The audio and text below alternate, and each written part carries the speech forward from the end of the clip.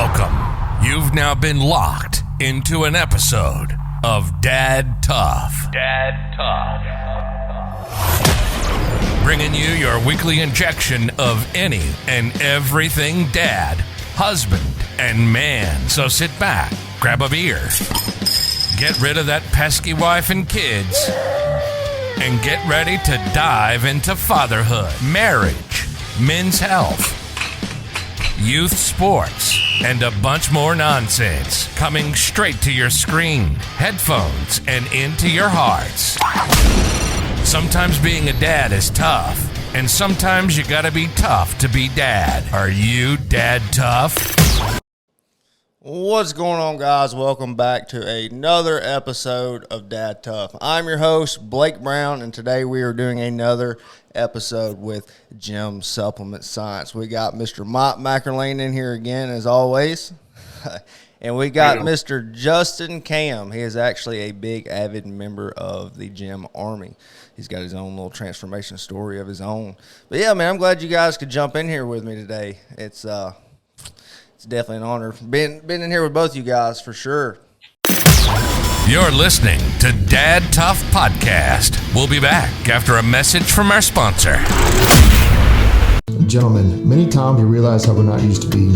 We have fatigue, we have weight gain, even if we're dieting and exercising like we're supposed to. And for many men, pills and prescriptions aren't working anymore for their ED. At Men's Wellness of North Alabama, we take the time to hear your concerns and get to the root of the problem, and we offer solutions. Call today for your free consult. Let's talk man to man and fix it. 256-366-2470 or mens-wellness.com. But I know, I know, everybody knows kind of, as watches my episode, knows a little bit about Mr. Mike McErlane. What about you, Justin Kamb? What's your story? Where are we starting? Where are we starting the story? Man, I guess let's start with your JYM Army story, man. It's quite something. Yeah, so God, it's been almost 8 years now.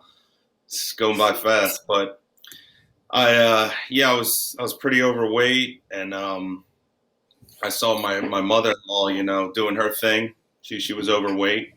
She was doing her thing, and I'm like, geez, this woman's 50-something years old doing her thing. What's my excuse? I'm in my 20s. I need to get off my ass and do something. So I started doing a little bit here and there with her, and then I met a guy once she finally got me into the gym, because I never wanted to go. I was very embarrassed. I was like, I'm fat. I don't want to go into a gym. People are going to make fun of me. She finally got me into a gym, and everyone's like, you got to take supplements. You got to take supplements. And I'm like, I don't know what the hell to take. So I started buying everything, under the sun at bodybuilding.com and then GNC. And then one day I saw this guy, right? And he's tattooed up. Obviously I have a couple tattoos. Right. He's a bald guy, jacked, real jacked. I was like, oh my God, like I want to look like this guy. Look at this guy. And then I read about him. Dr. Jim Stepani, formulated, backed by science, da-da-da. And I was like, wow, like this is interesting.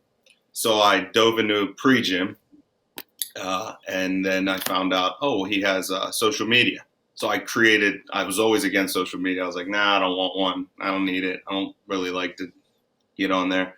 But I was like, I'm going to create one just to talk to Jim. So I created one. There. Yeah. And he's like, I have programs. And I'm like, he has programs? Let me try that. JymStepani.com, Hit 100 was my first program, and just addicted instantly. I treated the website like the Holy Bible. Still do.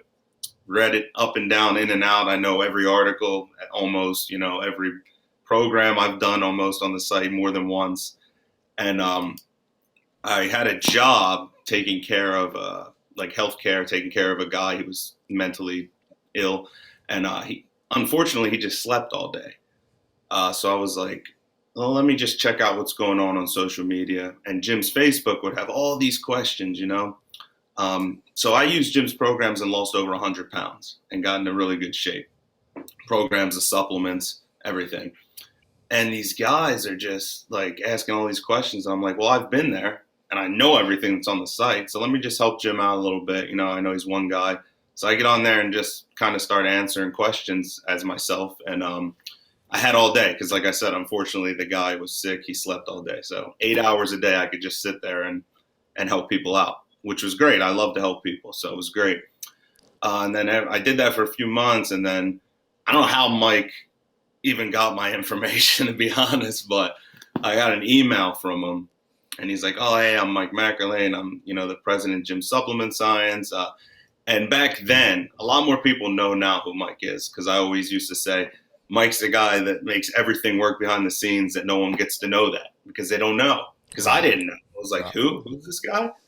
Because you only see Jim. And he's like, I'm the president, CEO. And he's like, which phone number? So he called me. Standing in my kitchen, he calls me and he goes, well, we want to just thank you. So I'm thinking in my brain, like, okay, he was going to like throw me like, a bundle of supplements or something. Right. Because I didn't want anything. I was just doing it because I liked helping people. And he's like, oh, we want to fly you out to Vegas for the Mr. Olympia so you can meet Jim. And I was like, I'm a very emotional guy. So I just started crying right away because like, I'm just an emotional guy. I always have been. It was amazing, right? So he flies me out there. I got to meet Mike for the first time ever, which was amazing. That started our relationship. You didn't have any pants. Yeah, we get to the pants. Then he takes me. I get to meet Jim. I get up there. He cuts me into the front of the booth. I'm shaking because I'm like, this guy's like, now after knowing Jim for so long and we have such a good relationship that I still idolize him, look up to him. He's still one of my personal heroes, but it's a lot easier for me to be around Jim, talk to Jim. Right. But back then it was like, here's this guy you think you're never going to, be within inches of, and he's grabbing you and hugging you, and it's like crazy, right? Yeah, now it's just kind of like, sup, bro, Yeah, right.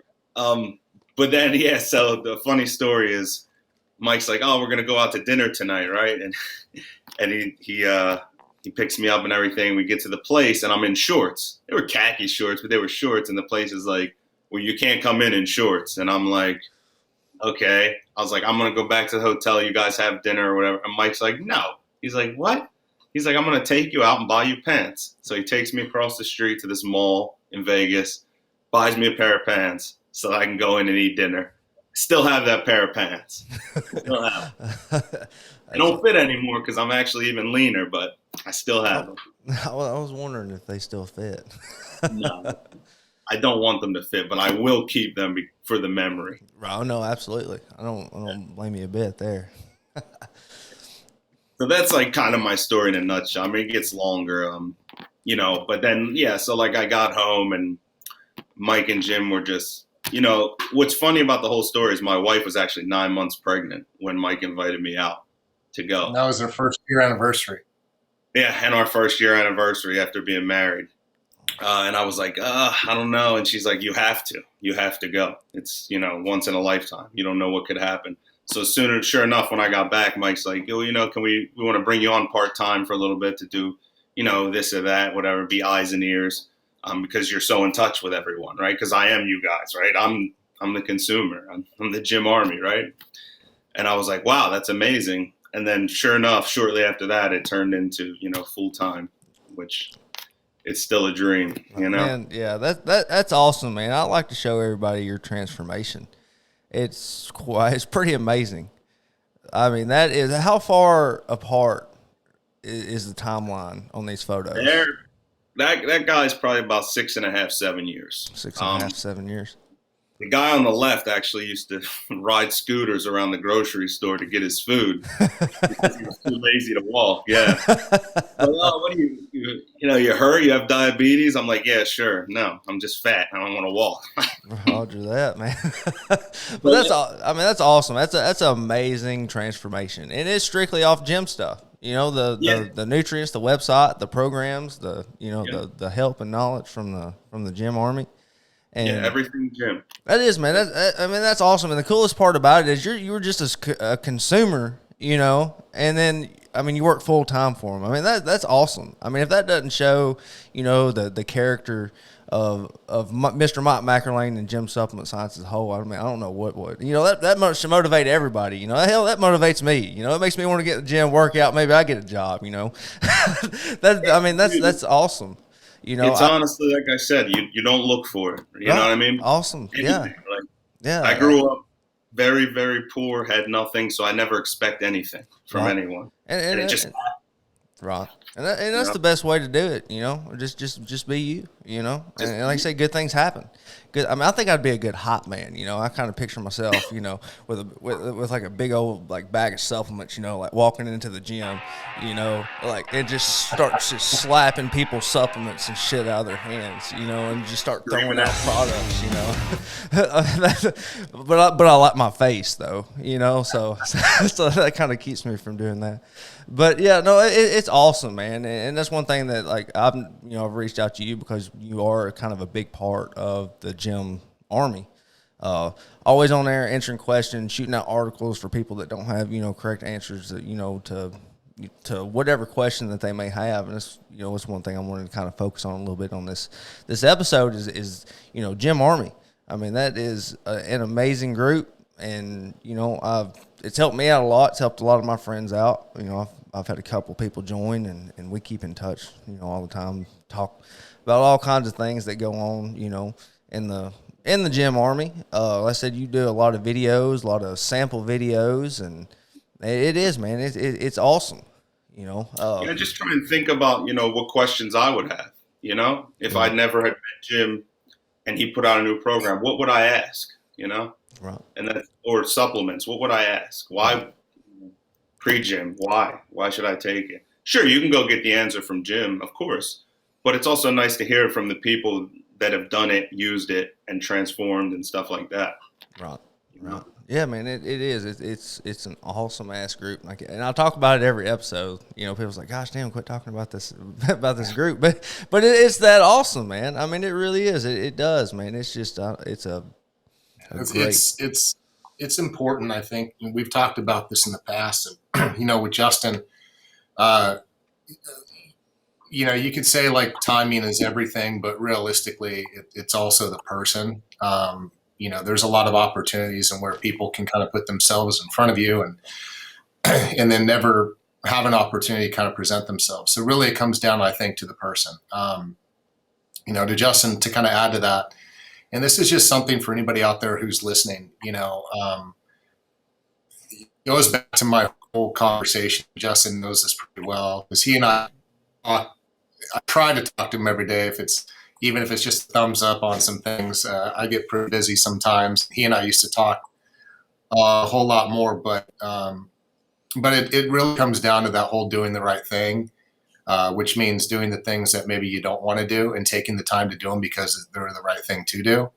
And I think that, you have somebody who took time to answer questions just to help other people, which obviously it was one of those things because, when this brand started, it was just Jim and myself. And so Jim would get at least maybe 200-300 questions a day, just depending on the post, whether it was through comments or whether it was through DMs. And he would do his best to get all platforms. But what ended up happening was as we were shooting content, I would go on there as well. And then where people would ask questions, if Jim couldn't get to it, I would just link them the video where Jim would explain it. So if it was something about creatine or protein or whatever the question was, we literally have every single answer there. And what started happening is when I was doing that, I was noticing that Justin, this guy, Justin Kamb, was just posting everything. And there was another guy doing the same thing. His name was Brad Herman. And so those two guys, what's that? I still talk to Brad here and there. He hits me up every now and then. So these two guys were really, just taking time out of their day with whatever, obligations that they had just to spend time to help other people. And so I think that just kind of shows, from my perspective, when I see people doing things like that, I always try to take note of who they are and if there is an opportunity for us to do something with them, because those are the types of people who we want a part of the organization. And so I think, the time that we were looking to try and I specifically needed help as we were building the social media community, not only with gyms, but then we just started, I think, maybe the Gym Army group page, right around that same time. Right after I got back from Vegas. Yeah. Yeah. So it was really important to try and have somebody come aboard and help build out that community. And then also just help with the social media management, especially now because it's such a huge part of our business. So Justin is really good about coordinating with Jim and myself, but more specifically Jim, what is Jim going to post today and where it's going to go. So Justin's constantly involved with Jim, myself at a very high level, to where what we want to go ahead and post about, namely Jim, because Jim's the one who does all the content, Justin decides when it's going to post, how it's going to post, what platform we're going to use, what on. So Justin essentially is like the gatekeeper of everything on Jim's social media. And from there, it flows on down. So, once things are posted, Jim gets on there, starts answering questions. Justin will go and link videos or link certain things to kind of help out with the management of those questions, because we think that if we can respond to at least, 80% or better of the people who are asking questions, we're doing a good job. So realistically, Justin is an extension of Jim and myself. I would say probably at the core of understanding who the consumer is, and so he's been probably there's so many great people who we have aboard, but Justin was definitely we always say Justin was the first official Gym Army member, even though I was the first one, but Justin still he's the consumer. So I think that with Jim. Even now, Jim actually takes more to heart what Justin says than even my opinion. So from a consumer standpoint, when we're talking about how to present certain things, what to say to the consumer, what's the right message, Jim always goes, well, Justin, what do you think? So we'll be on calls and then I'm usually texting Justin in the background. I'm like, speak up more, dude. We need to hear more about what you're saying. We get a lot of good ideas on these conference calls, but realistically it can kind of go out into outer space when we really need to focus on what's at the core. And so a lot of times Justin and I will just kind of go rogue and just do our own thing. Hence, right after this, I'm going to edit that article that Justin just wrote up. So I want Justin to start writing content and just be more of an extension for his own person versus just an extension for the brand. He's actually coming out next week. You're going to start seeing a lot more. I think he's probably been the most underutilized aspect of the business. Everything is very Jim heavy, Jim focused, Jim Stepani focused, Jim heavy. And as much as it works to be the tip of the spear, I think that there's another end to it where you have to have people being highlighted that Jim essentially and the brand can shine the spotlight on. So we want to hear from Justin Kamb. We want to see him. We want to talk about his transformation because he lived it. He's doing it. He experienced it. So we want to start using him. We're starting to expand our athlete program. We have a good friend of mine who actually used to be our videographer, Kevin Lowe. He's a really fit, good-looking Asian kid who we've been using through some of the stuff, and he's kind of our first official gym athlete. So we're going to start utilizing him more to where you'll see more content from him. The message will always be the same based on it stemming from Jim, but how I can explain something about our brand or about our product that resonates with somebody. I'm the king of analogies. So I have a unique way to try and explain something based off of somebody's understanding of maybe something they already know. Where Jim's very good about the educational aspect coming from the scientific standpoint. So every person explains things differently that's going to resonate to other people. And, it's a pretty big burden to ask Jim to be the only voice for the brand. So we're going to start utilizing Justin, I think, in other space and other avenues, which make more sense. But he's been one of the best additions. As he said, he's the most humble guy. I can vouch for that. He takes to heart what he does. He's a great father. He's got a son, Titan, who's just an amazing kid. And I don't think that you'll find anybody who's more involved with their kids, whether it's jiu-jitsu or WWE or dressing up as Spider-Man. Justin's essentially like the big kid. So he does two things I always see. He's kind of like the big brother and the dad for his son, and I think that's kind of one of the coolest things about him.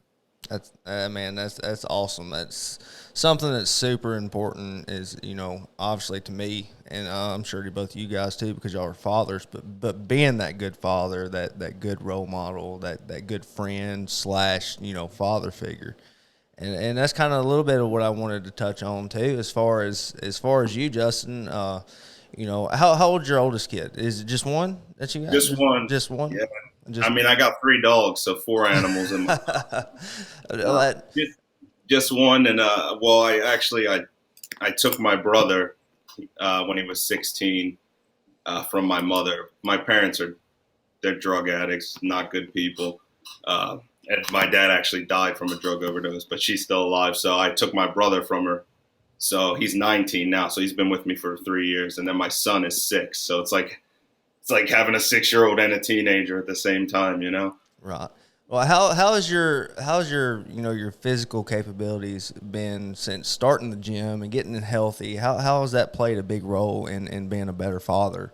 I've always played football my whole life, but obviously being more physically fit, you can do everything, right? I mean, anything the kids are doing, like for instance, we went to a barbecue about 2 months ago, and they're like, oh, well, there's going to be a slip and slide for the kids. And I said, well, what do you mean for the kids? I was like, I'm going to bring my bathing suit. They're like, nah, none of the dads are going to be on that. I'm like, maybe not those dads. I can run, jump, swim. I'm not 60 years old. So yeah, the better physically fit you are. I mean, look, I do gym's programs every day. I play football every Saturday. I do jujitsu now, classes for an hour and a half, 4 times a week. I train Wing Chun once or twice a week, just when I can. And it's like another thing, people, well, how do you have time to do this? And you still make time for your kid and for work and sleep less, wake up earlier. That's it. Make the time. That's typically how it works for me as far as like going to the gym and stuff is I go super early. But I get back, the wife and kids are still in the bed. So, I don't miss any of that time.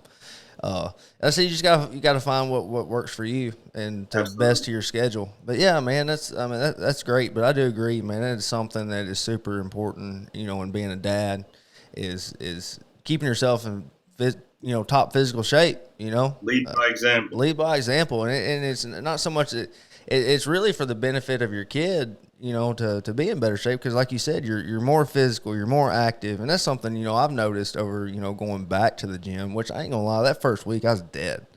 I didn't do shit. For that first week, I was just so sore because I wasn't used to using muscles like that. Well, that's what happens, man. It's like I lift all the time, play football or whatever. But the first time I did jiu-jitsu, I was like, oh my god, like I'm hurting everywhere. Yeah. Something different, But as getting back in it, you finally get used to that soreness, and it lessens up, week after week. It just kind of kind of goes away a little bit. and see, that's like my thing with the gym army is the same, right? It's kind of like with my son, like lead by example, right? I tell people, oh, I'm taking these supplements all day. Look, I'm literally drinking pre-gym right now. Like, I'm telling you, oh, I drink it all day, this and that. I'm doing it. I'm not going to tell you to do something I don't do, right. Absolutely, man. I drank mine this morning. I woke up. I kind of use it as a coffee, especially on days that ain't working out. It does it just gets you going. But I'm kind of curious about how life is with kids at your house, Mr. Mike McElwain. For some reason, I just think just picture like your kids just down in pro gym like every morning before they go to school. Mike's got a full house. So. Oh yeah. Some days. Yeah, I mean, my typical day, if you follow me around, starts with the kids waking up. Just depending on what activities or school. Like right now, we have about another week before school, so this summer was involved with camps and things like that. So I have 3 kids. I have a son who's 8, daughter who just turned 6, another one who just turned 4. And so the 2 girls are definitely a lot of work, especially being so close in age. And so there's not not a moment of silence, I think, in my house. But as I tell my wife, I say, look, I know it seems very difficult right now, and I always have to remind myself. And I think a lot of people out there, when they get frustrated with the noise and all that, at some point, the most deafening sound in the house is going to be silence, and Absolutely. you'll kind of long for those years of chaos and responsibility. And so I try to value that as much as I can, even though I know sometimes it gets hard. But in the morning, there's nothing like, the kids coming into the room and jumping on your bed and, giving you a hug and just being, pure innocent in terms of love and affection. So I think, that's an important thing for anybody who has young kids. And I know it can get very difficult, especially when you have a career and you have responsibilities yourself, but it's just to enjoy those moments. So in the mornings, my house is chaos, and I can't function in the morning unless I shower. So I'm usually struggling to try and get to the shower. I mean, literally, I can't even go downstairs unless I, just get, Mike's dad's dad too. I remember one time he's FaceTiming me. He's brushing his daughter's hair. His other daughter's brushing her teeth, and he's like, "No, I got it. Yeah. Well, it's for me, I enjoy it. I mean, as much as I think that the, you can kind of shrug the responsibilities and say that you have other things that take precedence, which at times does happen.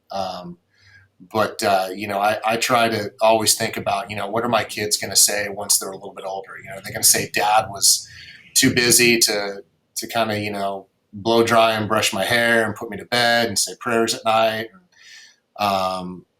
or was he always there and he still was able to kind of do what he needed to do for the family and for himself? And, I think that a lot of times, I have it very good. I'll be honest with you. If it wasn't for people like Justin and the people that I have here working, I wouldn't be able to pick my kids up, at 3:00 in the afternoon every day. But I'm trying to absorb it now because, and Justin knows this, there are periods of regret that I do have because, during some real pivotal times of my kids' early childhood, when they were born in that first year or two, I was going through probably the most difficult time, knock on wood, with the business, involved in heavy litigation. A lot of stress was involved. And so a lot of times, I was physically present, but literally just mentally checked out to where I have complete, blackouts of memories. So I'll see something that might pop up on Facebook or, like, hey, 3 years ago, 4 years ago, and this memory, this moment, and I'm just like watching it for the first time and I have no recollection of it. And I think that's kind of my biggest regret is that as difficult as it was during the time, I think that one of the things that I've realized is that no matter what we're going through right now in life as fathers, especially fathers with young kids, you will get through it. All these experiences are new, whether you have difficulties with your job, difficulties with your, your relationships or whatever it is. Cherishing that time with your kids is super important, because the days go fast when you got kids, especially the more you have. So it's important to try and just, get a routine going that allows you the best management of your time, responsibilities, as well as just doing what you need to do to be there for your kids. And so, as I said, I wouldn't be able, like now this last year, I mean, once we kind of came out of COVID again, this bullshit starting up again. So it's pissing me off just because, just what's going on. And I think that's the biggest concern I have, especially living in California. We're in a situation out here to where I think that, the political leaders out here are just foolish. They're absent-minded. And I think that, what it's done and what I've seen it do this whole pandemic and the effects of what these regulations are doing, and I'm not trying to take one political side or the other, but I just see what it's done to families, what it's done to businesses, and what it's done to the individuals. And right now it's like the most stressful time because, a lot of us parents who just want to look after the best for our kids and make sure that they have the best opportunities to live a better life than we do, we kind of seen some of that being squandered. So it's a lot of stress. But I think that the best way to deal with it, and I tell my wife all the time, I use analogies, as I said, and I think maybe I talked about this too, Blake, is that I'm a pilot, and so I equate a lot of things to flying. And when you're flying, you have essentially 3 levels of information that allow you to make the best judgment of how to, fly the plane safely. You have what you call your sight picture, which is looking out the window and what's above, the instrument panel, and that's what is truly going on. It's what you know to be true with your eyes, your ears. You can see, you can, hear things, and that's your visual. That's the immediate truth. Everything that you need to know is in front of you. The instruments are your facts, right? But sometimes if you don't have your facts tuned right, the instruments are going to give you a different reading. You don't have your altimeter, on the right, setting, then, pressure setting, then you're going to get a different altitude. It's a fact that you rely on, but if you're not tuning it correctly, it can give you misinformation. So you don't always want to just rely on your instruments when you can see out in front of you, And then you got this, the last layer would be like your emergency procedure. When all else fails, what are you going to do? You got a checklist that you're going to run. You're going to pull that emergency ripcord, and that's your fail safe. That's what you use when you can't see in front of you, or the sight picture isn't clear, your instruments aren't working, or something's failing, right? You got 2 levels of failure. So you go to your emergency checklist. And I think that with life and everything else that we have going on, especially this time, we have to really think about that. It's like, what does our immediate sight picture look like in our lives? Are our kids, how are our kids doing with, whatever the situation may be with their school, with their environment? Is what's going on from an adult perspective? Is it seeping down to our kids? And that's what really pisses me off about, this whole pandemic, is that things that are adult level thoughts and responsibilities and decisions that we have to make as adults. Like, that's a lot of things for adults to even manage. And what I hate is that when that stuff that are supposed to be adult level conversations and adult things that are for adult, whether, it's seeping down into our kids, where now our kids are ultimately having to mentally, deal with what is very complicated even for an adult. And that's what really upsets me. And so I think that for me, especially living in this state, it's my job as a father to try and make sure my kids are insulated from those types of things. They can't get around the fact that, there's COVID and this and that, because it's just everywhere, that, you can't really isolate and insulate them too much from that. But I try to make sure that that doesn't affect them and the joy that they have to living their childhood in the best way possible, whether that's with school, sports, interacting with friends. I want them to have a normal childhood. And, despite what you think about this whole situation, to me, that's the most important thing, because most of our childhoods, we didn't have to deal with the bullshit that we're seeing right now. Absolutely. And I think that it's very important for us as fathers to protect our kids. And that's our job, to protect them and to make sure that they have the best opportunity to live a normal childhood in which they have the opportunities to go ahead and flourish as they get to adulthood. But we're asking way too much, I think, of our kids, and we're putting way too much on them to try and force them to deal with the things that are very even difficult for adults to deal with. So for me, that's my main objective right now, is to just make sure that my kids are taken care of despite the distractions and all the stuff that's going on in our world right now. And then secondarily is making sure that as a business, we're able to deal with that stuff and kind of insulate ourselves from certain things. And that's been the most challenging task. But I will say that if it weren't for, Justin, if it weren't for, like Vince Andrich, and we should have Vince Andrich on one of these episodes, because you want to talk about a guy with, more knowledge and history in this industry, and I just think in life in general, who is probably one of the best human beings that I've ever had the opportunity and pleasure to work with. That guy is just, he's a kid himself, but he's given me so much freedom in the business to be able to kind of do things to where he really takes that responsibility to make sure that the business is moving forward. And the whole team, Justin Kelly and Luke Thompson, Mikey Mann, Michael Molnar, PK, and just everybody who's involved in the organization. They're good people. They're all like-minded. And we all kind of have the same set of common core beliefs. And I think, to me, that's more important, because those type of people who are like-minded like that, you don't have to worry about managing them. I never have to worry about managing Justin, ever. He would probably like it if I tried to do more in terms of giving, like interaction with him.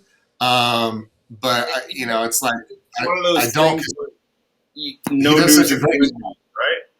Like everyone always says that to me. But when I'm talking to my wife, I'm like, I don't know if I'm doing a good job because I don't really hear about it from Mike or Jim. She's like, no news is good news. Right. And I think as a man, like we got to have that validation, you know, You need that to make feedback.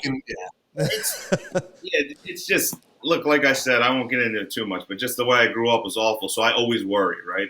And then when I had my kid, it goes both ways. Like Mike said, oh, we do so much for him. Well, if it weren't for Mike and Jim, I wouldn't be able to give my kid all this shit that I never could have imagined having growing up, you know? Like my son wants for nothing. And that's because of, yes, I work hard, but that's also because Mike and Jim make it possible. So I always worry, like, am I doing enough? Is this good? Is that good? Because if I lose my job, it's, you know, I don't have degrees. I have nothing to fall back. Gym is all I know. Right. Gym supplement science. It's all I know. Yeah, so Justin knows this. I mean, short of a mutiny, he'd have to go down with the ship. So yeah, I know. And in the back of my mind, I do know it's still there all the time. Is it enough? Am I going to lose my job? Even though Mike and Jim give me no reason to believe that, so don't even take that the wrong way. You know, they always assure me you're doing great, you're good. But in my mind, it's just the way I was raised wasn't good. So you always think it's not good enough. You know, right. Absolutely. Well, it took a lot to find that, and I would say to anybody out there listening, you know, really surround yourself with people who are like-minded and who you can count on. You know, I'll be the first one to admit, even after, you know, multiple litigations and one, I mean, you know, many people don't know this about the Jim brand, but you talk about mutiny. I actually had a mutiny on my hands right after the bodybuilding.com situation. You know, had a guy come in and he brought in some other people, and literally they tried to steal the company from me. You know, I had a bodybuilding.com at the time basically steal the company from Jim and myself, and then the solution was I got conned, you know, to be honest with you, in terms of bringing in an individual and some other individuals in which he kind of brought in, and the organization internally was just a complete disaster. From late 2016 all the way through 2018. So 2017 was also just one of the worst possible years for myself personally, because we were just coming out of a situation with bodybuilding.com. I was trying to mend that, and then I turned back around and look at the owner organization and just realized that the division with, you know, it was almost like there was two groups, and one group who I depended on to try and really, you know, the business side with the operations and the management of the financials and all that stuff. It was just being hijacked, and literally there was an effort to try and get me out of my own organization. So, you know, it's really important, I think, and that was a lesson that I had learned, that just be very careful about who you do bring into your life, and just really give it a good, thorough example, especially when you're in the position where you think, you know, if people think that they can gain something from you by association or by, you know, being a part of what you're doing, because again, I think success is not about the stuff. It's about a way of being. It's about being happy. You know, no amount of money or no amount of things are ever going to make you happy. You're just going to continue to chase them. But I think, you know, success is finding joy in your life, whether that's with your kids, with your family, or your work. And a lot of people are very envious of that. They think that, oh, it must be very nice because, you know, this person is successful. They can financially afford this and financially do that. But I would say that matters the least. Absolutely. And I know a lot of people say, well, that's easy for somebody who owns their own, you know, business. But I'm a kid from the desert, guys. You know, I grew up very humble. I mean, you know, directions to my house were, you know, the third Joshua tree on your left, when you pass the boulder, go up that hill. Don't worry, you're not going to get killed by cannibals. You know, it's that house up there on top of the hill. And so that's where my roots are. And I can say that even then, you know, growing up, I had a very, very happy childhood. You know, and, you know, my parents, fortunately, we didn't have much, but we did. is we had a lot of joy and happiness in my home. My dad worked his butt off, as did my mom, and they were very loving and supportive parents. And so, you know, to us as kids, we didn't know any different about what we had or what we didn't have. We just knew that we enjoyed, you know, every aspect of what we did. And then my parents worked hard so my brother and I could be awarded an opportunity to do our own things. And actually, my brother works with us. You know, so he's a business partner on another side of the business with JYM and he has his own company that he does some things with as well. And he's very much involved in what we do. And so, you know, surrounding yourself with those types of individuals, I think, is really important. So if you don't like what you're doing, change it. You know, I know that might be easier said than done, but now is probably the best opportunity you have, because I'll tell you what, there's a lot of people out there who are looking to hire.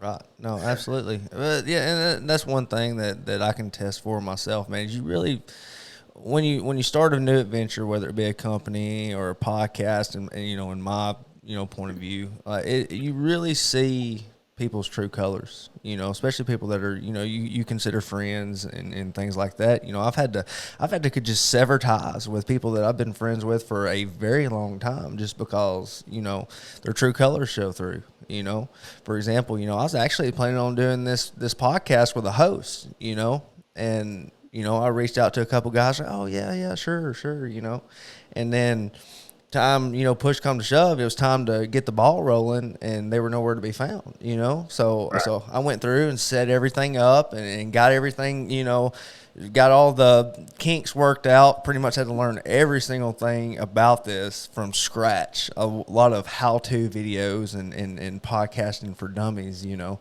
in a sense like that. When I've got everything set up and, you know, drop your first episode, then they, you know, kind of want to come in like, hey man, you know, what about that co-host spot? No man. No, fuck you, you know, like it's not, I mean, no, you know, you weren't here from the very beginning, you know, you wanted me to get all the hard work done, you know, and now you want to be a part of it. No. Well, no, yeah, and they'll try and take shots at you. I mean, look, one thing, I had a great high school football coach, and he used to say this all the time, and he said, nobody ever erected a statue to a critic, you know. And those who criticize, those who demonize, get those people out of your lives, but also be cautious of those who want to get too close, and who want to be your friend, and just truly understand, are they of value? Because in situations where stress comes in, whether you're dealing with work or whether you're dealing with, you know, personal stuff, kids, family life, as fathers, as men, it's very important. My dad told me something, you know, that he still says today. You know, two things, which is keep your head on a swivel and be aware of your surroundings. And I think if you think about that from the perspective of what it means, it doesn't necessarily mean, you know, do this all the time, you know, when you're out and about, but it just means be aware of everything in your environment, because your immediate environment will affect you. And so whether that is, you know, Blake, I know you hunt, you know, so like if you're hunting, you're not aware of your surroundings, man. I mean, you don't know. I mean, I just saw a video the other day, you know, of a hunter, and one dude got shot because the guy thought he was a deer. You know, like, be aware of your shit, you know. Like, keep it on the swivel, look around. Was he wearing orange? Yeah, no, that's the thing. He was wearing camo. I was like, man, dude. But the point is that even be aware of your surroundings by knowing as much as you possibly can about those people who we bring into our inner circle. And I'll be the first one to admit that I made a poor decision, and the result of that was very difficult and almost disastrous for this brand. And Justin Kamb knows that all too well, because I think I was on the phone with Justin pretty much every day, just from a psychological standpoint of getting through some therapy. It was quite a time. Yeah, it was a very difficult time. It's like Mike said, that the small circle is the best, you know. You just it is a couple guys to count on, you know. Yeah, and that's Jim again, like Jim Army. I have two friends that are my best friends that I can count on for anything that I met through Jim, through being a part of this brand. That's you know? And you know, that's me. You know, I've had childhood friends growing up, you know, and I know a lot of people. and I associate with a lot of people with the things that I do. But when it comes down to it, I've got, like I said, 2 or 3 that I can count on through anything, Yep. And it's important to have that small group. It's very important. I don't know. I figure like the bigger the group is, the more problems, you're eventually going to have, because I mean, you never really know someone's true intentions, and, Right. Well, allows you to stay focused on other things. Yeah. Well, even in business, I mean, just I talk about all the time. Sometimes we get on these calls and it's just, I'm going, okay, I don't need to hear from like 15 people right now. So, because things are done, everyone's got an opinion, which I appreciate, but usually it comes down to me. It's just everyone. No, exactly. You value that. Well, and that's the other thing too. I think that, with what you want to do, people always say, what's the key to success and this and that. First of all, I say, we'll define success. It should be happiness, number one, not finances and all that. It should be success. So number one, define what success is. Number two is just do the right thing. Like I think it's both to a point. Not saying that money's everything. Of course not. You're right. I guess it makes things easier, right? If you have a good job and you make a good income, it makes it easier. Oh yeah, that's why absolutely. I hate people say, "Oh, must be nice." It's like, what do you mean must be nice? I bust my ass for this. It's like, right. So it makes things easier, I think. But I agree, 100%. Happiness is number one. Yeah. Well, and that's the thing, because look, I'll tell you, I know a lot of super successful, financially independent people, and they're the most miserable fucking people I've ever met in my life. Exactly. And I don't want to be around them. And I know a lot of them, like a lot. And so I think that they're definitely look, Justin's right. Having financial freedom is nice, but look, everything is about who you surround yourself with and what you put into it. If you work for an organization and essentially they're tyrants, no matter how hard you work, you're never going to go ahead and feel good about what you're doing, no matter how much money you make or you don't make. Wow. Those types of people, and there's some, but not all. I think that most entrepreneurs are just normal individuals. And they know what it's like to work hard and try to provide as much value as they can for those who are involved, whether it be employees, family, friends, whatever. That's most of the small businesses that you're going to run into. Organizations like myself, or gym owners, barbershops, restaurants, bars, basically everybody who they shut down. So the salt of the earth, is what I've come across. People who are extremely successful at those types of things, and some who aren't. But really, what it comes down to is just, the only thing that we can't buy more of is time.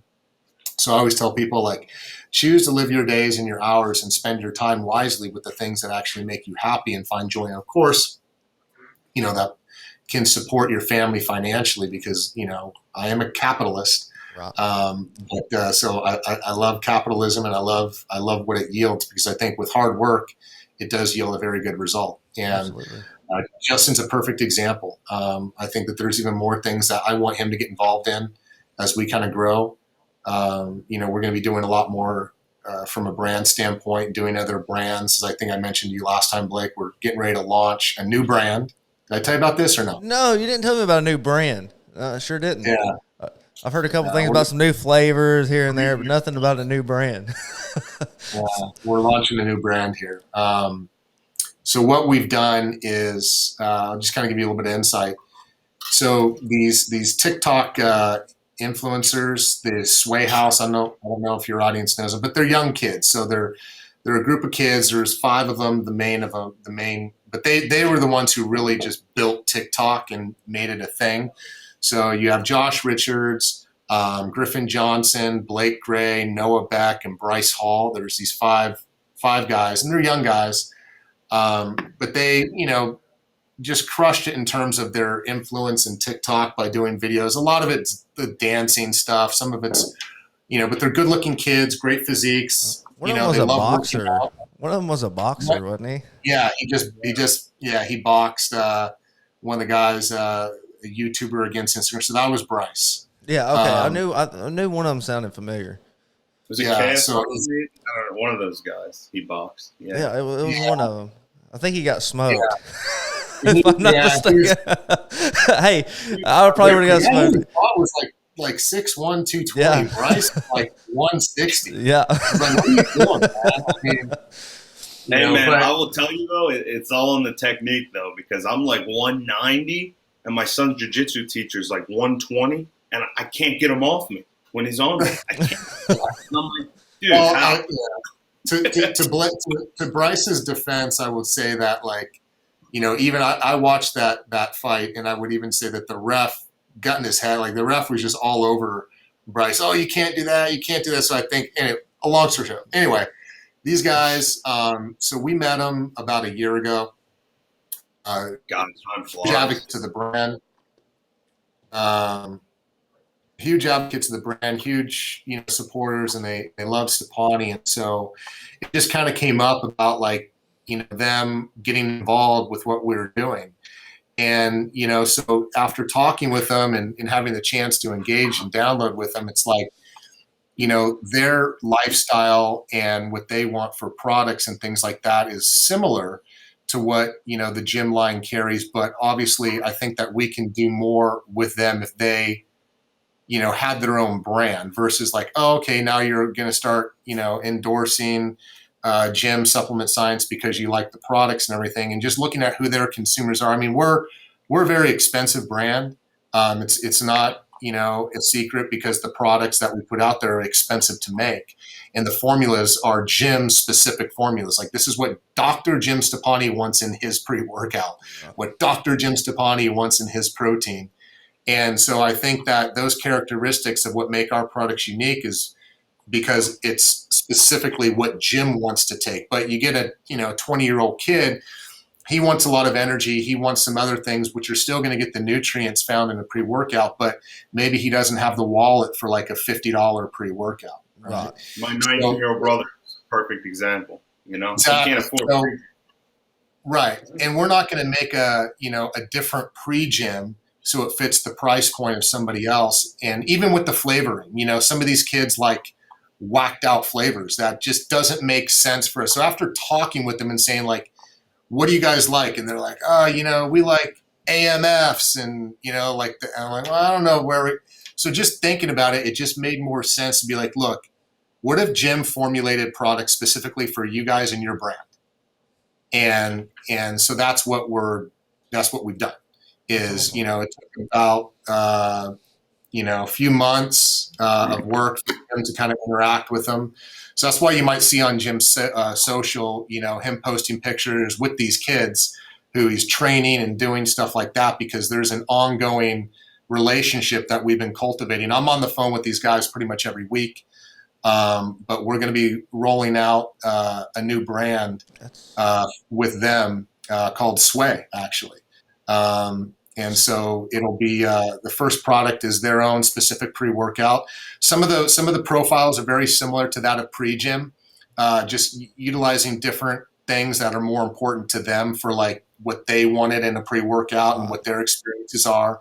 And even the flavor profiles are very specific for them. So they're these wild and crazy kind of flavor systems. But yeah, so that's been an undertaking. So I think as we do more of that stuff, that's where Justin and there are other opportunities for some other people to get involved in the organization because we're going to need more personnel. Right. And especially these products are still, they're formulated by Jim. 100%.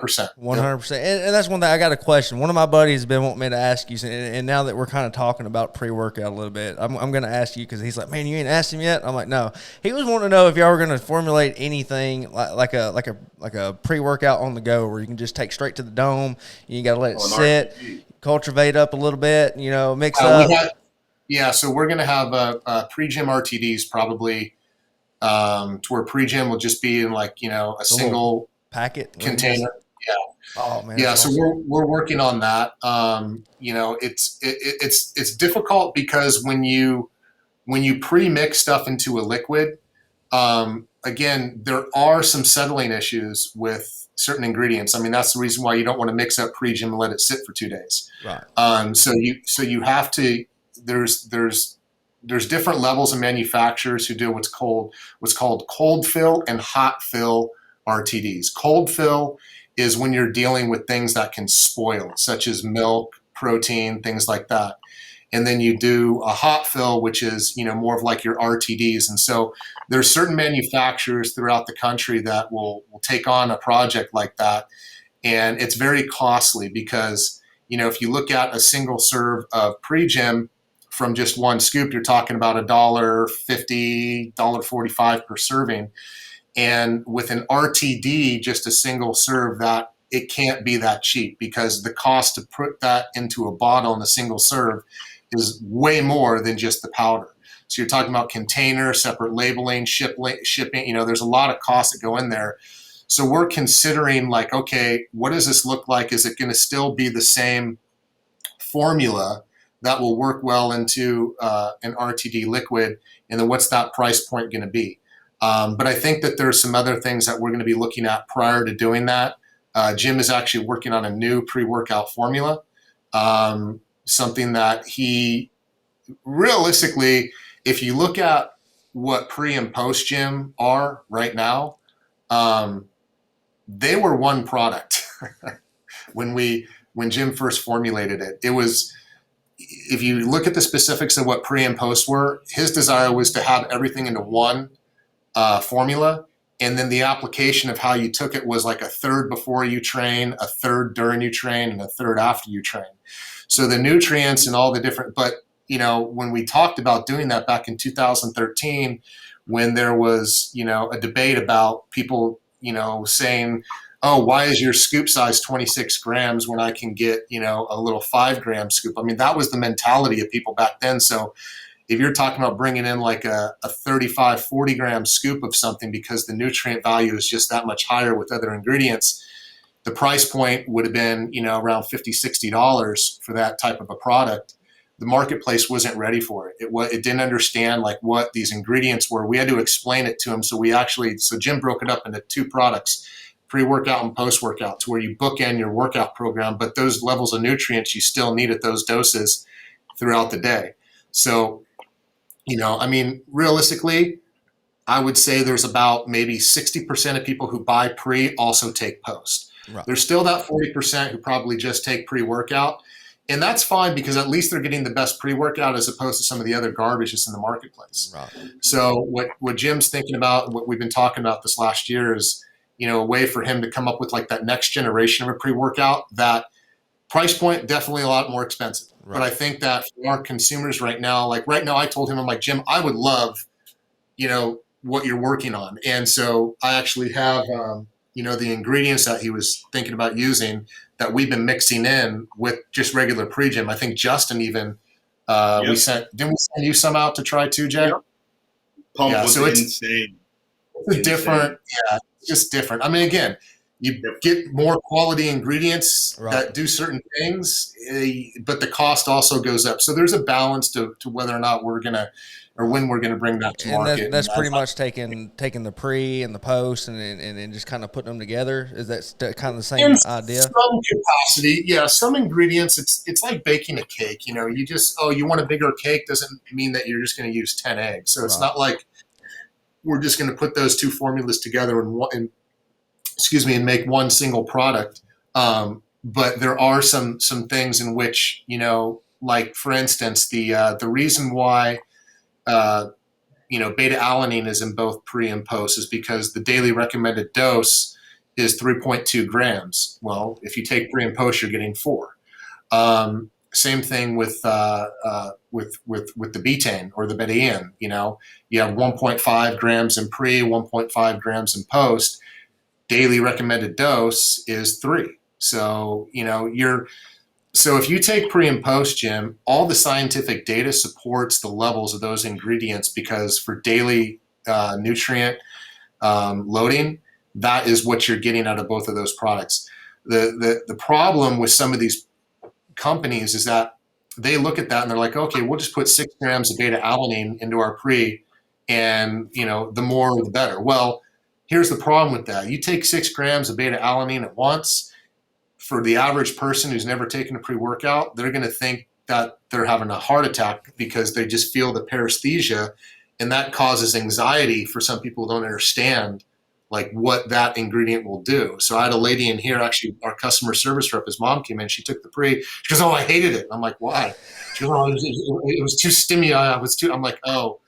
I'm like, "That's the paresthesia." I said, "Actually, it's not your heart racing. It just stimulates your central nervous system."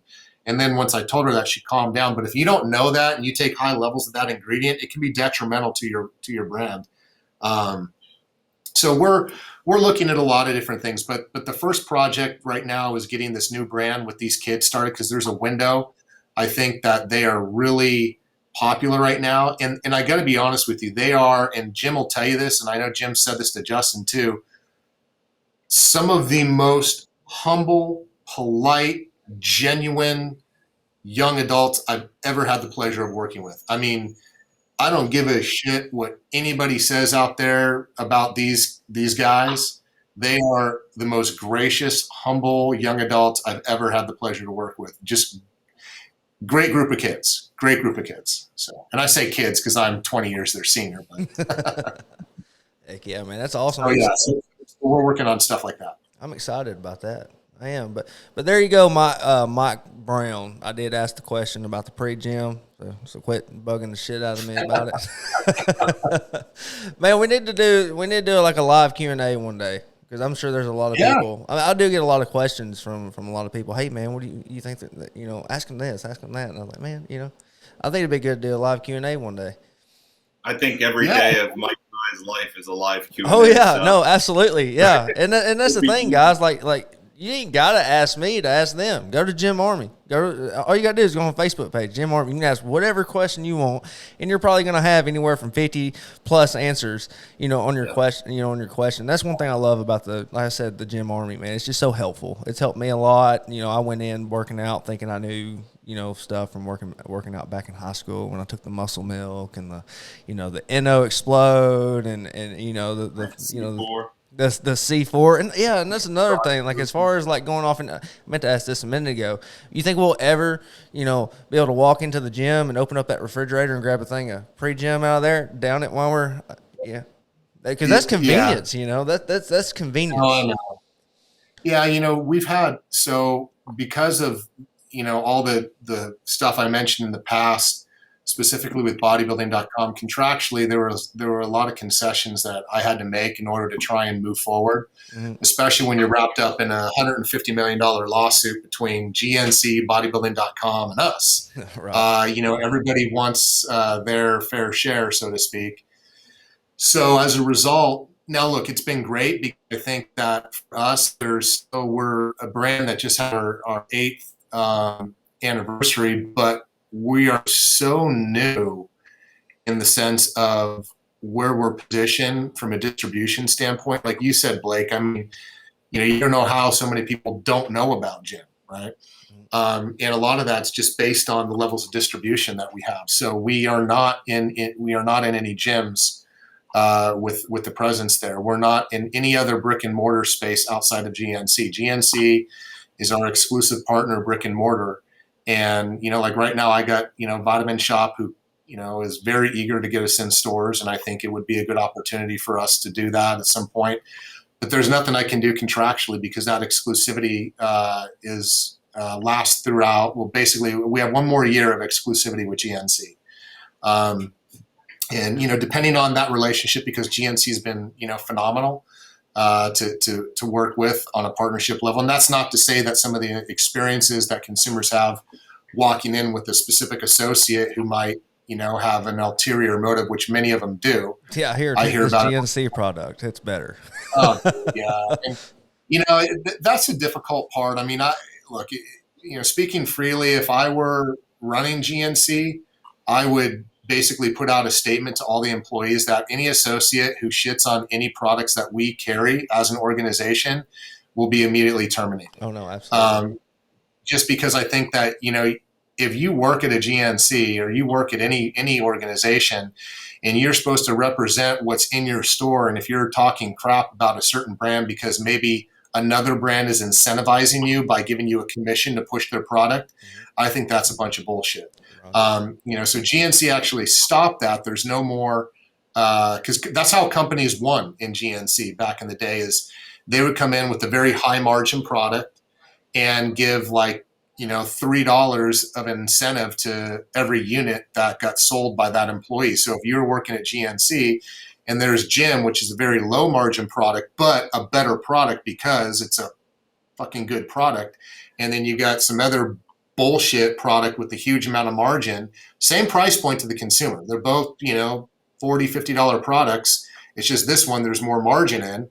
JYM, there's not. So what this company does is they take part of their great margin, give $2 or $3 and put it out to the associate. So when that associate looked at their screen, it would say commission, and it would be like, oh, $3 if I sold that product, no dollars if I sell a JYM product. Yeah. So that's when you automatically go into salesman mode. Like, you don't want that right there. You want this, Yeah. Yeah, and that's now they've since, I think, through their bankruptcy last year, I believe that they rolled that back.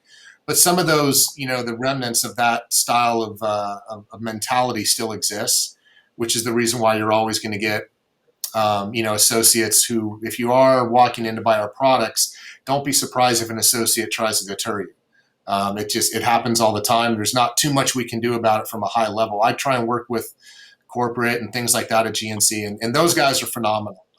We have a great relationship with them, and we want to continue to do that. But as we come up nearing this exclusivity, we'll see what happens. We don't want to be everywhere. That's another issue, because I'll tell you what, some brands, Blake, during COVID, I'll give you a perfect example. When you have products out there in the marketplace that are on a shelf, and then let's say COVID happens, which it did, well, we're shut down. Gyms, mom and pop stores where, sold products, right? They weren't considered essential. So those products that sat there for 6 months expired, and that's on the brand. Right. It's not on retail, that's on the brand. And so the brands, a lot of them dealt with a massive casualties, so to speak, of their product just going bad on shelves because of what happened. So there's risk with putting too much out there. And so we don't want to do that. We want to be strategic and work with good partners who are going to help our footprints grow, not necessarily, just be there for the sake of being there. Awesome. Yeah. I didn't really think about that, but I could definitely see where that'd be a huge problem for sure. Yeah. It's like any craft too, like you'd rather be really good at a couple things than okay at 30 things, Right. Absolutely. Right. And plus more wives, you got more responsibilities, man. So I deal with it with just us being primarily 3-channel focus, bodybuilding.com, GNC, Amazon. Of course, we're on vitaminshop.com as well. But, the more you're out there, because what's interesting about a lot of these retailers, especially with the way that the media works now, is every retailer is so dependent on you pushing people to their stores. Right. Where, okay, I get that's very important, but I think with the expansion of direct-to-consumer, people selling off their websites right now, a lot of brands are shifting their focus to doing that, because they're like, if we're going to spend money to go find new consumers, why am I going to push them over to, a retailer where my competition is, right. And plus I'm not getting that data. So it's a very strategic balance, because we do a lot of support for GNC, a lot of support for bodybuilding.com, and we want to be the best in those areas. But we also want to control our own messaging. So when we're going out to try and find new consumers to put our brand and our products and our message in front of them, we want to give them the best experience possible. And the only way that we can really do that is to bring them back to our own website, to where we can engage with them and they can understand what truly makes the brand, great and right. different. Because if we just send them to a specific location, I can't control the experience at a GNC. I can't control an experience at bodybuilding.com, no matter how hard I try. Unless I put Justin Kamb there. That'd be hard to get to every single one. Oh yeah. Well, guys, man, I think we're gonna call it, man. We're going on about 1 hour and 10 minutes. I tried to keep. You said 30 minutes last time too. I know, man. I know, man. I know. Well, it's fine though. It's fine. Like I legitimately enjoy it, and honestly, like a lot people listen. So especially to these episodes, you know. And I'm not going to complain about that. I sit here and talk for hours, but I do try to keep them within a certain time limit. But hey, this here it works. Like it just works. Like I said, people love you guys. People love listening to you, Mike. And these are my favorite episodes to do thus far. I've actually got doing a big deal with the Father's Rights movement, so people be paying attention to some upcoming episodes. I've got a big deal going on with them. They're heavy advocates into father's rights as far as their kids go. And so I'm super excited about that. And Justin, while I got you on here, you got your own podcast, man. What podcast? Let the listeners know. That way they can check you out. If you're a wrestling fan, my brother and I, we're about 30 episodes in. Probably been doing it for about a year now. It's a Wrestling with Opinions podcast. Wrestling with Opinions podcast. Make sure you guys check it out. Apple, Spotify, and Podcast Addict. Awesome. And then Justin will be a regular when we do the Gym Life podcast, which will start, I'm hoping, within the next week or two. They're still getting stuff set up in here. I'm hoping too, man. I'm hoping too. I've been ready. I know, right? Yeah, like I said, man, every time you come on, I just picture you like in your studio with your headphones on with your mic. We're almost there. Yeah. Almost there. After today, I think I'm going to go and get some stuff done. But after today, I think we'll see how it goes. Heck yeah. Well, guys, man, it is, man. I enjoy this. Like, this isn't work for me. Yeah, I mean, but it does take work. Don't get me wrong. But, every time I do a podcast, I may spend a whole day in the studio. I may record 3 or 4 episodes in a day, or I may spend a whole day editing or whatever, and I come home with a smile on my face. My wife's like, right. You're generally happy doing that. Do what? That's the thing. It's easier with another person because sometimes I'll just pass it to my brother and be like, "Hey, I'm busy, dude. You gotta." Right. Well, as of right now, it's just me running this thing, so I try to keep it. I do try to keep it simple. Absolutely. But yeah, man, You're doing a great job, man. Man, I appreciate it, man. I said I legitimately enjoy this. Like, it's fun. Talk about almost any and everything. Like I said, I do enjoy it, and I do appreciate y'all being a part of this. I do appreciate y'all coming on today. Like I said, make sure you guys check out Gym Supplement Science. You can find them at gymsupplementscience.com. You can find them at Gym Army on Facebook. You can find all their products on their Gym Supplement Science website, GNC, or bodybuilding.com. But yeah, I do appreciate y'all coming on here, guys. Thanks for having me, brother. All right, man. Yeah. Till next time. All right, Blake. Thanks for tuning in to Dad Tough. If you liked the episode, don't forget to like and follow the Dad Tough podcast on Facebook and YouTube. You can also listen to every episode on all major platforms. Have an interest in being on the show or want advertising? Reach out by email at dadtoughpodcast@gmail.com. Until next time, guys, stay Dad Tough.